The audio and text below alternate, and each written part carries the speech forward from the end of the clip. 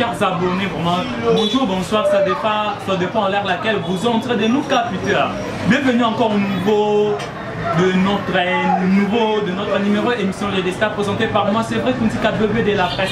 Fidèles amis téléspectateurs, comme vous savez tous que tous un monde à confinement, ce moment va paraître à RDC Bibi. Ça dit vraiment tous un monde à palette imaté par rapport à coronavirus. Mais mon boy dit que c'est un virus où les autres pour madame coronavirus mais pour ma santé habituée. Alors fidèles amis téléspectateurs, les leçons à la Bibi vraiment ba ma aussi. La Bibi si ma monia sur vraiment et c'est juste parce que tu dis que tous un confinement. Ba pe ici ba ma tanga tous les lassous matin soit bimi directement à mort et de mort et directement dans le cimetière mais le long on a même dit les mamans mais qu'un peu pour ça non bah analyse c'est une analyse ma donc qui sur le terrain là bah mort et tout mais qu'un peu pour là est-ce que réellement le coronavirus vraiment les autres circulent dans le pays parce que si le coronavirus vraiment existe dans la RDC mais dit sur les lots précisément na Kimbanse qui n'a commis la Kimbanse qui pas n'engé pas au coup pas. Je vous signale que tout ça n'a mort qu'il y a hôpital Kimbangis c'est la commune Kimbanse que là moi je vis niveau population les arnas c'est pratiquement impossible. Donc je vous signale déjà que celui qui est derrière la caméra il s'appelle Galvani qui est DSLR. Je suis accompagné de Kevin Mawang ainsi que Saïd Dumbe dit tout ça n'a pas autant blana bango par rapport les lots vraiment tout mais qu'un peu qu'on soit élément. Donc moi je ne vais pas beaucoup parler. Non tu cabine pour comment sur le terrain, donc comment sur le terrain que moi peux juger. Bakonzamboka, to changer méthode. Oui c'est bien bon. Pour éviter le coronavirus, pour limiter presque ma passé bien. Le bon ce qu'on peut les autres salama. Na mort que na biso ya Kimbangis tena Kimbangis.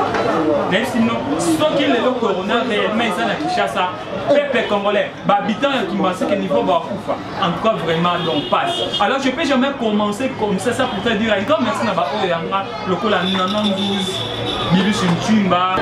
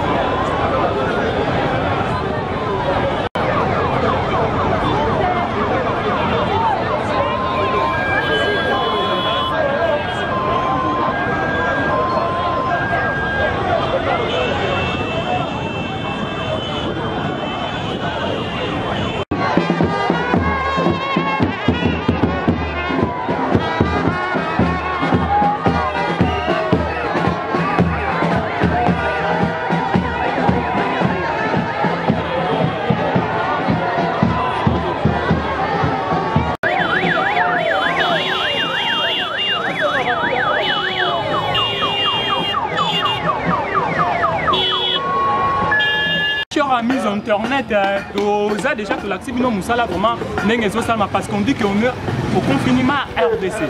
Mais tu es déjà dans mort vraiment ne peut pas y avoir de confinement. En fait, si réellement le virus corona est vraiment dans Kinshasa et qu'on se transmettre facilement parce qu'il y a plein de gens vraiment qui se protéger.